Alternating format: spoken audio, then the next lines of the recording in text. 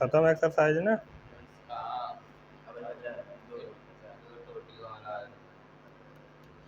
कहाँ टोटी वाला है? 2 सवाल बचा है अभी। अरे पागल हो गया यार, तो सन का कोई जो है उसको छोड़ दे। अच्छा, कल 5 6 तक बताया था ना, आज 7वां क्वेश्चन बताना। पढ़ लो 7वां क्वेश्चन, कठिन लग रहा है तुम लोगों को। अरे तो लगा दो थोड़ा, बताएं बताएं कर रहे हैं। देखो कह रहा है, 2 पानी के नल एक साथ एक हौज को 9 सहित 3/8 घंटे में भर सकते हैं। बड़े व्यास वाला नल हौज को भरने में कम व्यास वाले नल से 10 घंटे कम समय लेता है। प्रत्येक नल द्वारा अलग अलग हौज को भरने में समय ज्ञात कीजिए। इसमें समय के बारे में पूछा है हमसे। देखो कहा क्या रहा है कि 2 पानी के नल एक साथ एक हौज को 9 सही 3/8 घंटे में भर सकते हैं। अब इसमें जो दोनों पानी के नल हैं उसमें से एक का व्यास छोटा है और एक का व्यास बड़ा है। जिसका व्यास ज़्यादा होगा उनमें से ज़्यादा पानी गिरेगा, ठीक है ना। जैसे जो नल होता है, टोटी घर में होती है ना, कुछ इस टाइप से होती है। ये वाला हिस्सा कहीं पाइप वाइप में जुड़ा होता है और इसमें से पानी निकल के आता है। तो यहाँ ऐसे गोल जगह बनी रहती है ना, इसी में से पानी निकलता है ना, निकलता है कि नहीं। इस टाइप के 2 नल हैं। कितने नल हैं? 2। एक और नल है जिसका व्यास ज्यादा है। इस वाले नल को अगर देखो तो इसका व्यास क्या है? ज्यादा। व्यास मतलब जानते हो ना, ये वाली लंबैया है, ये वाली, ठीक है ना। एक नल की ज्यादा है और एक नल की क्या है? कम है। दोनों एक हौज को भर रहे हैं। दोनों एक क्या कर रहे हैं? हौज को भर रहे हैं। ये क्या है? हौज। समझना ध्यान से, चित्र से समझोगे अभी समझ में आ जाएगा, कुछ है नहीं समझ में। इसमें कह रहा है कि दोनों पानी के नल एक साथ हौज को 3/8 घंटे में भर सकते हैं। अगर प्रत्येक नल द्वारा अलग अलग हौज को भरने में समय ज्ञात करना है तो पहले तो मानना पड़ेगा ना। तो माना छोटे व्यास वाला नल x घंटे में भर देगा और बड़े व्यास वाला नल y घंटे में भर देगा। भरेगा कि नहीं? इसमें 2 4 मान के लगाएंगे तब थोड़ा सा आसान लगेगा, नहीं तो कठिन लगने लगेगा। माना छोटे व्यास वाला नल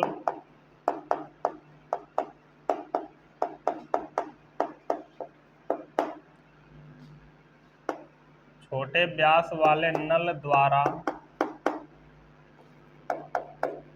हौज को भरने में लगा समय बराबर x घंटा। घंटे में ही समय उसमें दिया है ना। और बड़े व्यास वाले नल द्वारा हौज को भरने में लगा समय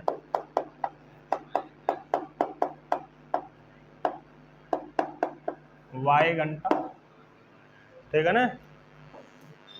चलिए अगर एक ही चेन में लगाना हो तो नहीं लगेगा। थोड़ा सा कठिन होगा, दिमाग ज़्यादा लगाना पड़ेगा। इस तरह 2 समीकरण बनेगा तो आराम से बना लोगे, बुद्धि कम लगानी पड़ेगी, सोचना ज़्यादा पड़ेगा कि अगर हम छोटे को यक्स माने तो बड़े को माने क्या। अब अगर इसमें तुम सोचोगे कि अगर दिया है 2 पानी के नल एक साथ एक हौज को 9 से 3/8 घंटे में भर सकते हैं तो बड़े व्यास वाला निकालना है, तो तुम सोचोगे डायरेक्ट माइनस कर दें उसमें से छोटका वाले को तो बड़का निकल जाए, तो गलत हो जाएगा। क्योंकि तुम सोचो, अगर एक अकेला चालू किया गया छोटका व्यास वाला तो x घंटे में भरा, बड़का वाला चालू किया गया तो y घंटे में भरा। लेकिन जब दोनों मिल के चालू हो गए, एक साथ चालू हो गए, तो 9 सही 3/8 घंटा लगा। तो ज़्यादा कौन है? जब दोनों चालू हो गए एक साथ की, जो अकेला अकेला भर रहे हैं। अकेला भरेंगे तो ज़्यादा टाइम लगेगा, एक साथ भरेंगे तो कम टाइम। तो अगर घटा दोगे तो पहली बात तो इस 9 सही 3/8 में से यक्स को घटाते तो यक्स बड़ा है, उससे आंसर टाइम ये माइनस में आने लगती। यक्स घंटा ज़्यादा होगा ना। अकेला भरेगा तो ज़्यादा टाइम लेगा ना, लेकिन अगर दोनों मिल के भरेंगे तो कम टाइम। तो दोनों मिल के 9 सही 3/8 घंटे ले रहे हैं, इसका मतलब ये ज़्यादा है यक्स अकेले वाला, ज़्यादा है कि नहीं। अब तुम कम में से ज़्यादा को घटाओगे टाइम माइनस नहीं आएगी, इसलिए नहीं कर सकते, ठीक है ना। अब देखो बोल रहा है दोनों पानी के नल एक साथ हौज को 9 सही 3/8 घंटे में भर सकते हैं। अगर मैं दोनों नल को एक साथ चालू कर दूं प्रश्नानुसार, प्रश्न बोल रहा है कि अगर दोनों नल को एक साथ चालू कर दिया जाए तो ये इस पूरे हौज को 9 सही 3/8 घंटे में क्या कर सकते हैं, भर देंगे, ठीक है ना। ये पूरे हौज को 9 सही 3/8 घंटे में भर देंगे। एक हौज है, कितना है, तो अगर दोनों एक साथ चालू हुए तो कुछ हिस्सा ये वाला भरेगा, कुछ हिस्सा ये वाला। ये कौन सा नल है, छोटे व्यास वाला नल है। ये कौन सा नल है, छोटे व्यास वाला नल।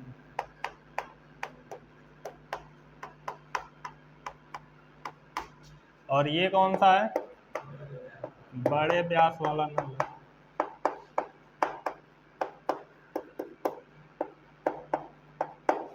ठीक है ना। जब दोनों एक साथ चालू होंगे तो मान लेते हैं कि छोटे व्यास वाला नल इतना हिस्सा भर रहा है हौज का इधर वाला, और बड़े व्यास वाला नल ये वाला हिस्सा भर रहा है। ये वाला कौन सा भरा, ये वाला हिस्सा भरा, और ये वाला हिस्सा भर रहा है। ऐसा नहीं है कि अलगे अलगे दोनों भर रहे हैं, हमने मान लिया अपने से। भरेंगे तो इसका भी अलग, यहाँ से जो पानी निकलेगा वो भी इधर आएगा, यहाँ से जो निकलेगा वो भी इधर जाएगा, लेकिन हमने मान लिया कि ये इतना हिस्सा भरा और ये इतना, अपने समझने के लिए, ठीक है ना। इसका कम माना हो क्योंकि छोटा व्यास है कम पानी गिरेगा, और बड़ा व्यास है तो ज़्यादा पानी गिरेगा तो ज़्यादा हिस्सा भरेगा, ठीक है। अब दोनों 9 सही 3/8 घंटे में पूरा भर दिए, तो 9 सही 3/8 घंटा में ये वाला भी हिस्सा भराया होगा और ये वाला भी भराया होगा, तभी ना दोनों मिला के पूरा भर दिए कि नहीं। तो अब हमको निकालना पड़ेगा कि 9 सही 3/8 घंटा में छोटे व्यास वाले नल ने इस हौज का कौन सा हिस्सा भर दिया, ठीक है ना, और 9 सही 3/8 घंटे में इसने कौन सा हिस्सा भर दिया। भरा हुआ हिस्सा निकालना पड़ेगा, दोनों को प्लस करेंगे तो पूरा एक हौज भर जाएगा, बराबर 1 लिख देंगे, तो ठीक है। तो देखो यक्स घंटे में, कितने घंटे में, यक्स घंटे में छोटे व्यास वाले, चूंकि इसलिए लगा रहा हूँ अच्छा 5 वाली विधि से, ठीक है ना, क्योंकि यक्स घंटे में छोटे व्यास वाला नल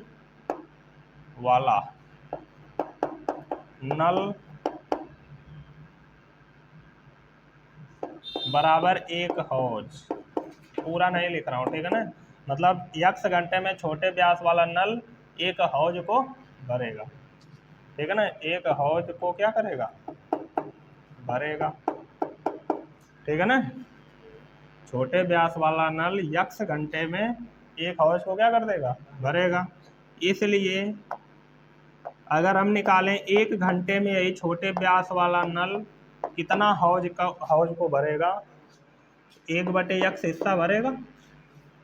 अगर वह यक्स घंटे में पूरा भर दे रहा है तो 1 घंटे में कम में भरेगा ना, तो कम के लिए क्या कर दिए, भाग 1/x हौज को भरेगा, मतलब हौज का 1/x हिस्सा भर देगा।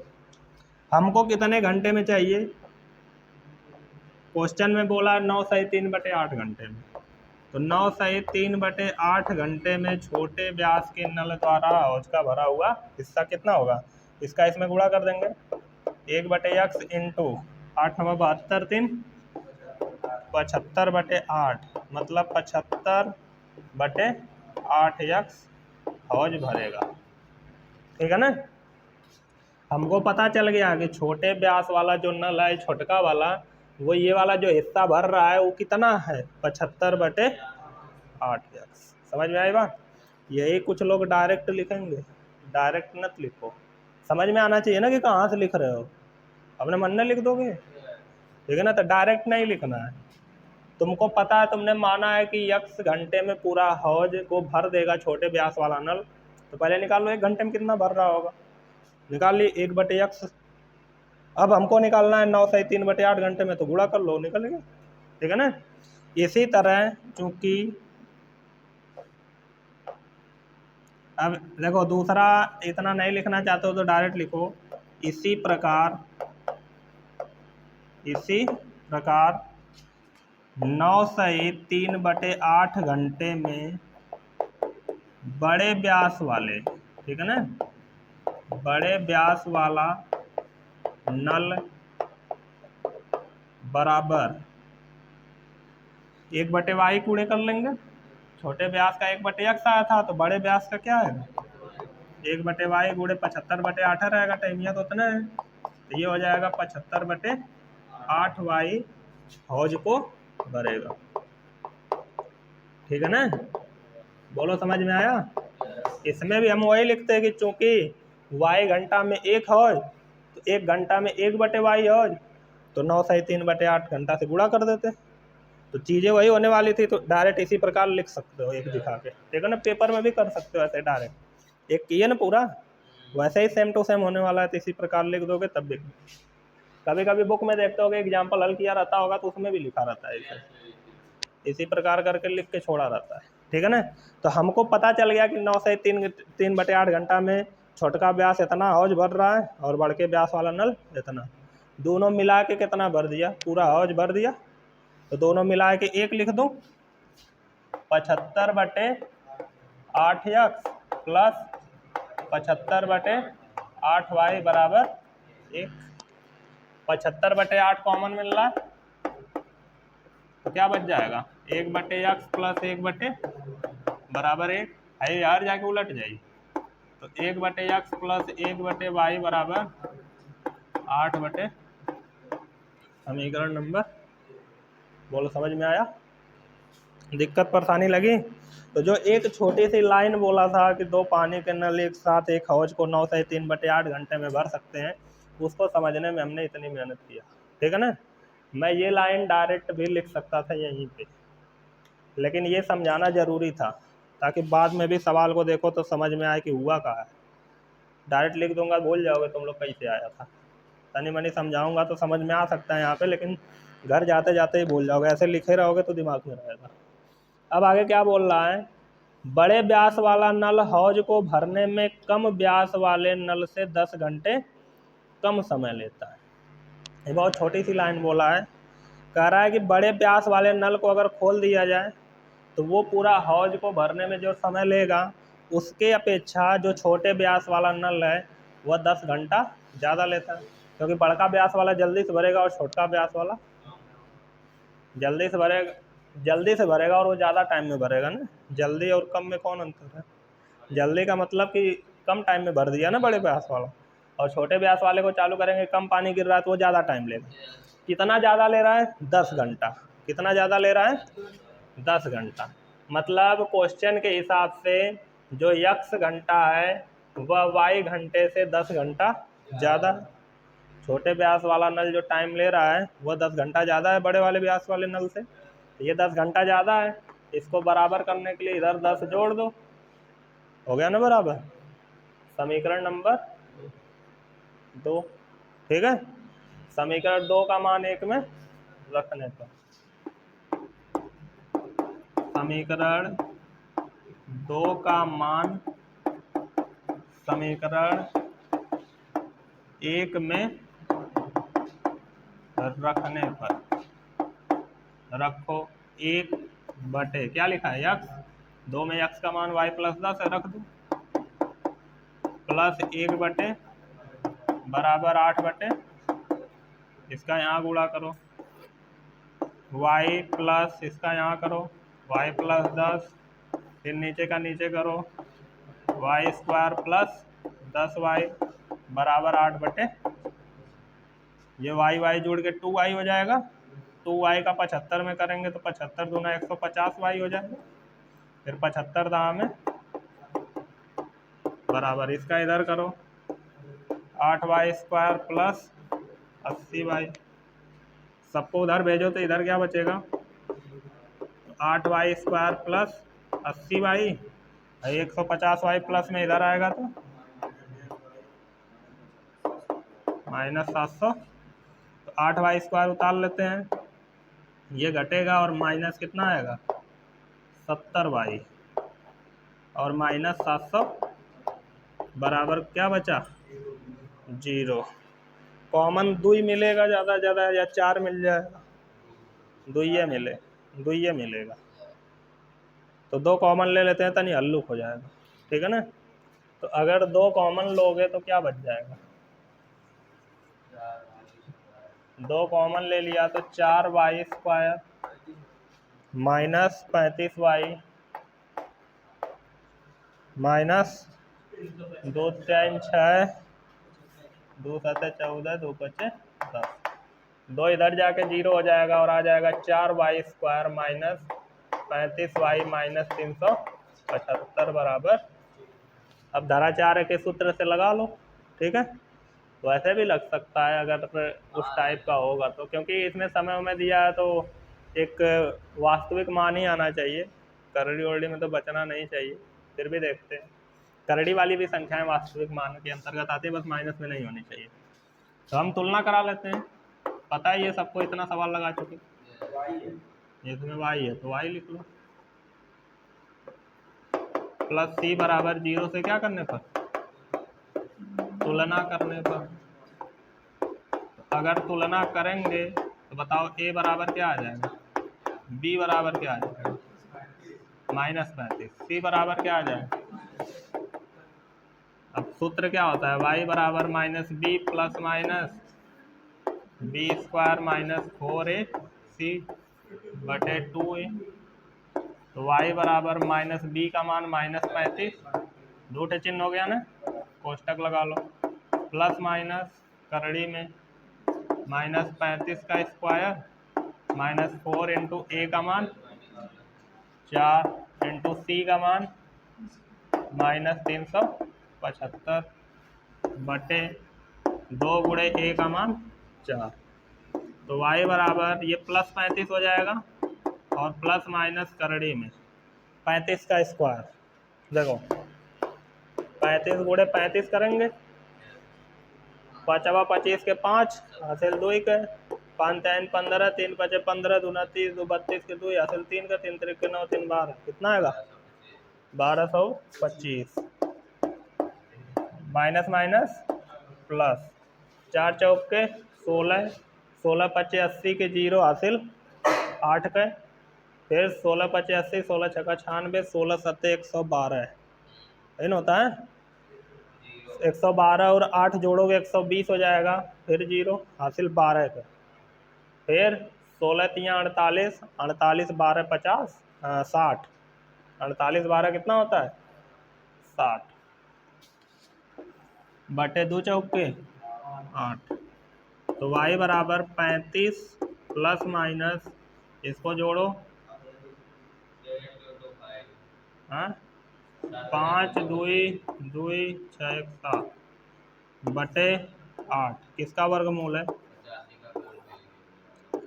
85 का ही है ना, कंफर्म हो ना।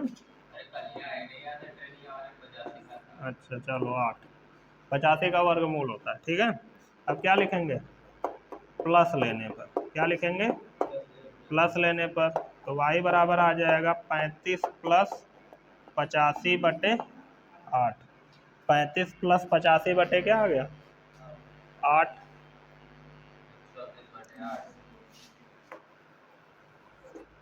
तो y बराबर आया, इसको जोड़ेंगे 5 5 10, 8 3 11 12, 120 बटे, तो कटेगा 8 1 में 8, 8 5 40, 8 1 में 8, 8 5 कितना आया 15 घंटा आया y का मान, ठीक है ना।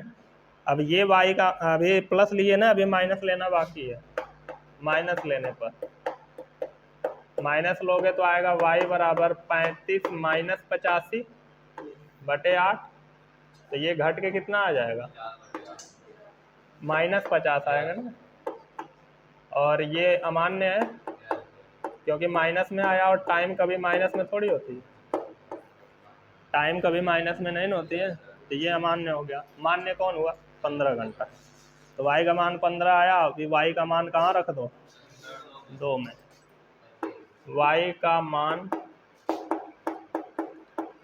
समीकरण 2 में रखने पर, तो समीकरण 2 है x बराबर y प्लस 10, y का मान क्या रखेंगे 15 प्लस 10, 15 10 25 घंटा। अतः अब आंसर लिखो, छोटे व्यास वाले नल द्वारा हौज को भरने में लगा समय, यही ना पूछा है, छोटे व्यास वाले नल द्वारा हौज को भरने में लगा समय बराबर कितना, यक्स माने हो, और यक्स का मान कितना आया 15 घंटा, हाँ 25 आया, यक्स का मान कितना है 25, वो वाई का मान है, ठीक है ना। और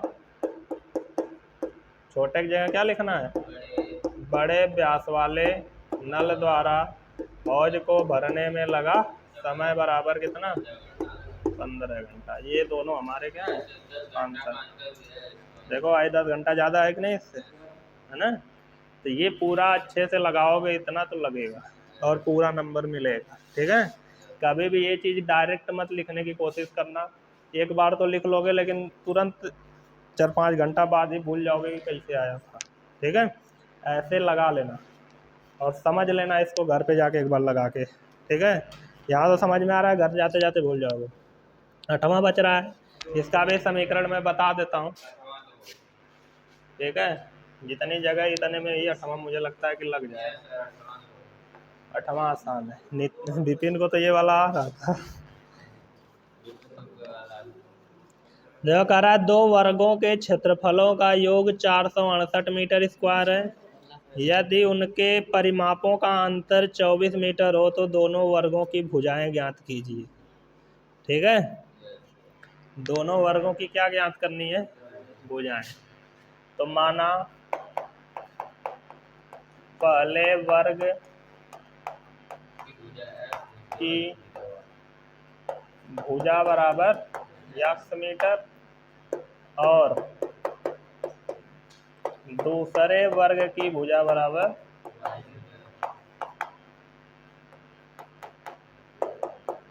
y मीटर, ठीक है ना।